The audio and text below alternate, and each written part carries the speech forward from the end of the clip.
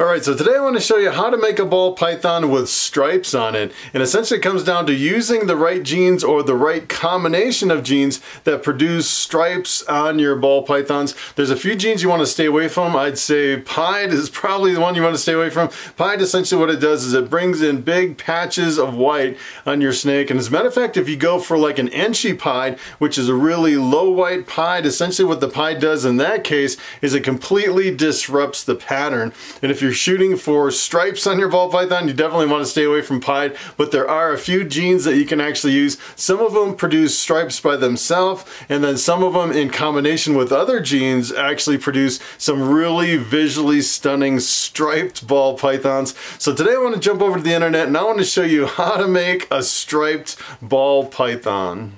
Alright, so I'm going to jump over here at Morphmarket.com and I want to start with the genetic stripe. The genetic stripe is actually a recessive mutation, and it actually is just a striped snake all by itself. You can actually add other genes to the genetic stripe which disrupts the pattern, but today I want to show you some really impressive combos that you can make working other genes into genetic stripe to get some really cool striped snakes. And I'd say the genetic stripe just by itself is pretty impressive. It has this really super strong stripe right down the top of the snake, kind of outlined in black.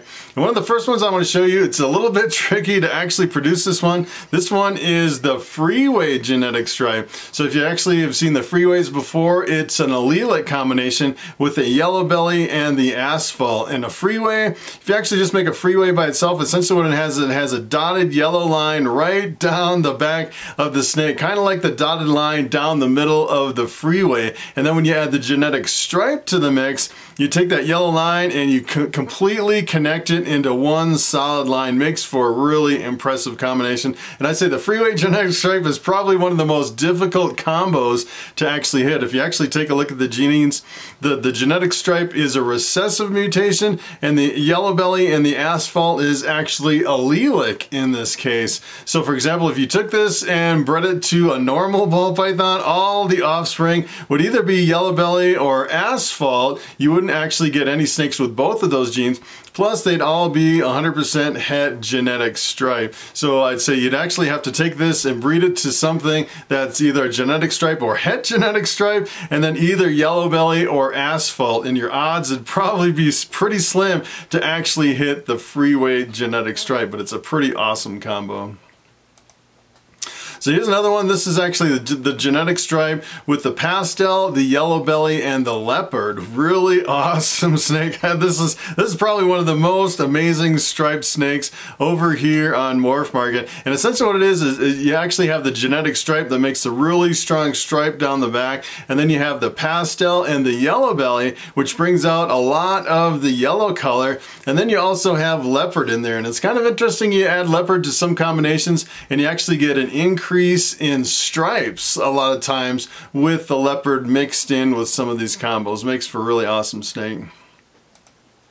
Here's another one if you're actually into the dark morphs. This is actually a black pastel orange ghost genetic stripe. So we have the genetic stripe in there that is forming this really nice solid stripe right down the back of the snake, and then the black pastel is actually darkening it quite a bit, and then the orange ghost is actually a version of ghost that brings in some of the orange color. I'd say it's probably working with the black pastel to bring out a lot of the orange color in the snake, and the ghost kind of fades it out, kind of really softens the contrast and the definition of the snake. Looks really awesome.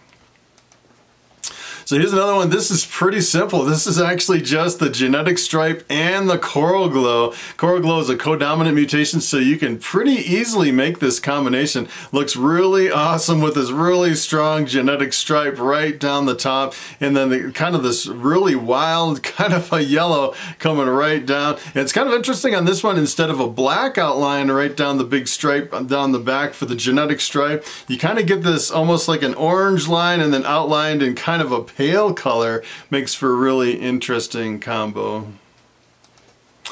So here's another one. This is actually the genetic stripe with the yellow belly and the super pastel. So if you actually have the pastel and the yellow belly, you get a really bright yellow snake. But if you have two copies of the pastel, essentially what that does is it brings out a lot of the white in the snake, almost kind of fades out the yellow a little bit. And that's kind of what you're seeing here. And the really neat thing I like about this combo is it keeps the really solid black lines down the back of this yellow stripe. And I'm thinking that's just from the genetic stripe, the really solid line right down the top, outlined in black. Makes for a really awesome combo. So here's another one. The genetic stripe actually works pretty well with albino, which is kind of surprising. The albino is a really visually dominant mutation. Almost everything he makes with albino, and the albino almost completely overtakes it. But in this case, you actually see quite a bit of striping from the genetic stripe. And it's almost completely reversed this time. You get, instead of outlined in black, the stripe is outlined in white, which is kind of interesting. Kind of an interesting anomaly when you mix the genetic stripe in with the albino. So here's another one. Instead of a genetic stripe, we can actually go for the tri stripe. And I'd say the tri stripe is not very popular. I actually went over to Morphmarket, and there's only ever been like 113 tri stripes over on Morphmarket out of like the 120-some thousand ball pythons. Not very many people working with tri stripe. And I'd say tri stripe's a little bit tricky because you start mixing it with combos, and a lot of things can actually break up the tri stripe. For example, pied. You definitely don't want to go for the tri-stripe pied, because I'd say most cases you probably won't even know that you actually hit it, because the pied would completely break up the stripe pattern of the snake.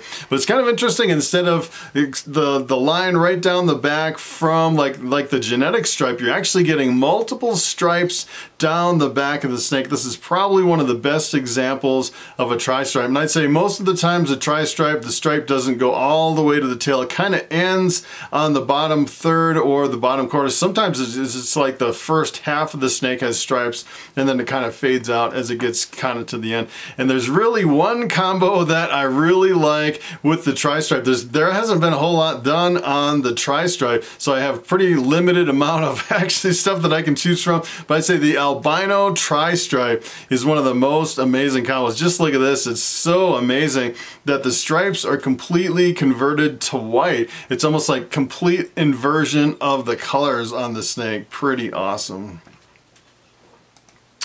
So here's another combination. This is actually kind of a unique anomaly between two genes. This is the leopard and the lesser working together to produce a striped snake. And it's kind of unusual, I'd say. And the leopard lesser, I'd say probably 50% of the time when you're mixing these genes together, you get a striped snake. And then the other 50% you actually don't get a striped snake. But I'd say most of the times, you know, when you're mixing leopard and lesser, you're gonna end up with some kind of striping on the snake. And sometimes it's really super impressive. And I really like the color of this snake. This, you know, it's kind of at first glance, it almost reminds me of a garter snake. It looks really interesting, really super high contrast in this example.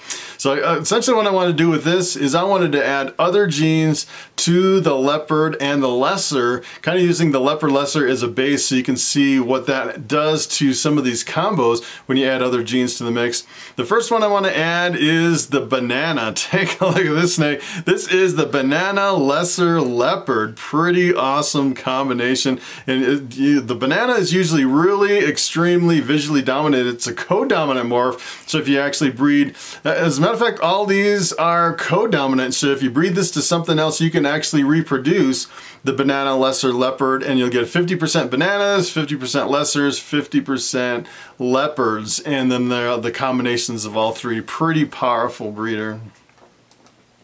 So here's another one. This is the lesser leopard with the fire and the enchi on top of it. Makes for a really stunning snake. And essentially what it is, the fire really lightens and enhances the color. Fire really cleans up the snake. And then the enchi, a lot of times what the enchi does is it reduces the pattern, and also it'll actually bring out a lot of the yellow color in some lines of enchi, really bring out a lot of yellow, making for a really impressive striped snake. Here's another one if you kind of want to go to the dark side. This is actually the lesser and the leopard with the cinnamon. Makes for a really impressive dark combo here. And it's kind of interesting how dark it is. Super dark right along the really bright stripe right down the back, and the sides are really jumbled up. And I think the jumbled up sides are probably coming from the leopard. A lot of times the leopard really jumbles up the pattern, and it seems like when you mix leopard with the lesser, you get the jumbled up pattern from the leopard, but you also get the really strong stripe right down the back of the snake. Here's another one that's really awesome. This is the Leopard Lesser with the Orange Dream, and there's different lines of Orange Dream. Sometimes a single line of Orange Dream can act as multiple brightening genes. You can actually have like Yellow Belly and Pastel and Fire that makes a really bright yellow snake. Sometimes you can replace all those with a really bright line of Orange Dream. That's, I'd say this is probably a high intensity line of Orange Dream. And the problem with Orange Dream is it's pretty expensive to actually get into that project in some cases. Really awesome snake.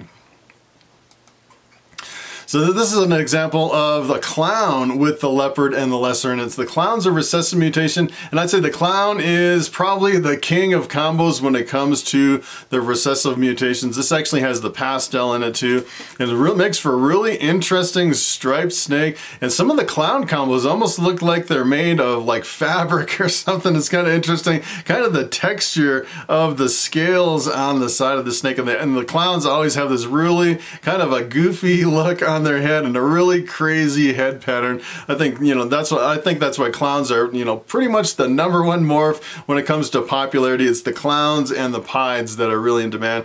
And I actually have another one here. Take a look at this one.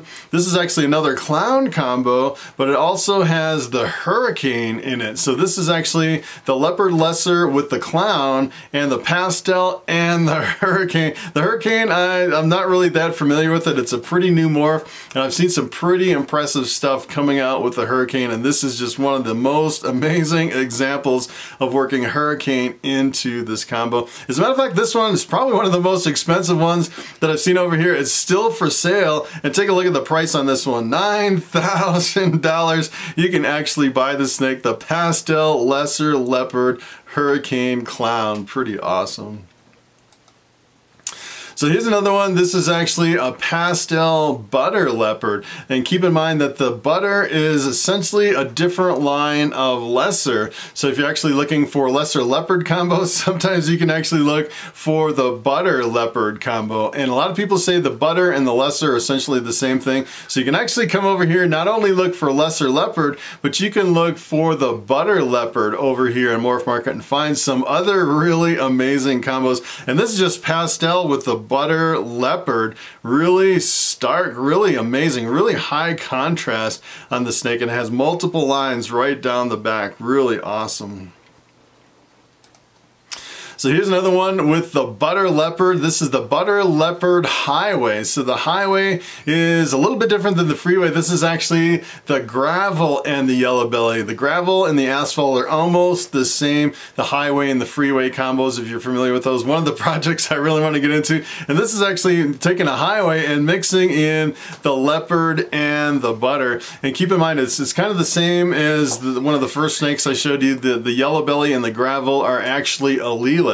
So if you took the snake and you bred it to something else, you really couldn't reproduce it unless it has yellow belly or gravel in the mix to actually reproduce the highway. Really awesome snake. And this one's pretty expensive too. This one actually sold for $2,500. Pretty awesome.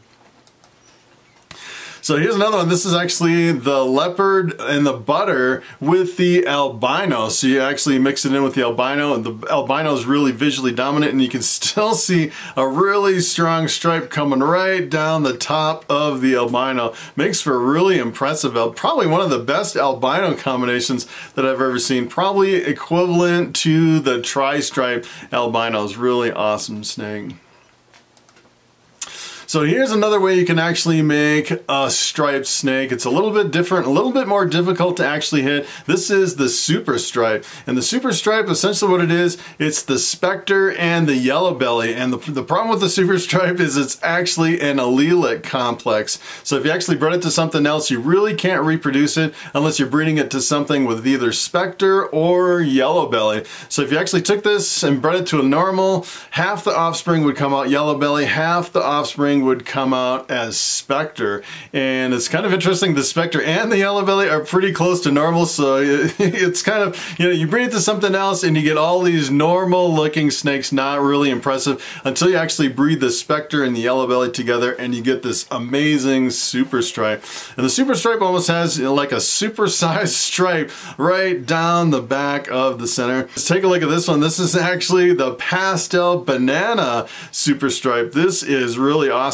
You can definitely tell the banana is in there, and the banana, I'd say, is similar to the coral glow. A lot of people think they're exactly the same gene, and some people actually differentiate between the coral glow and the banana. And the interesting thing about both of those genes is a lot of times when they're younger, they have a lot more color in the snake. You see there's kind of like purples in here, and a lot of, you know, sometimes there's like bright orange and purples in the young bananas, and then they grow, as they grow and mature, that kind of fades out and they turn more into kind of a two-tone yellow. And a lot of times they'll actually get some freckles in them, and I'm not sure about the freckles on this one, if it actually will actually get the freckles, kind of little spots all over the snake as it grows and matures. If you just have like a straight coral glow or banana, they can get really freckly as they grow. And a lot of times when you mix them in with other combos, sometimes it completely strips them of all the freckles as they age and mature.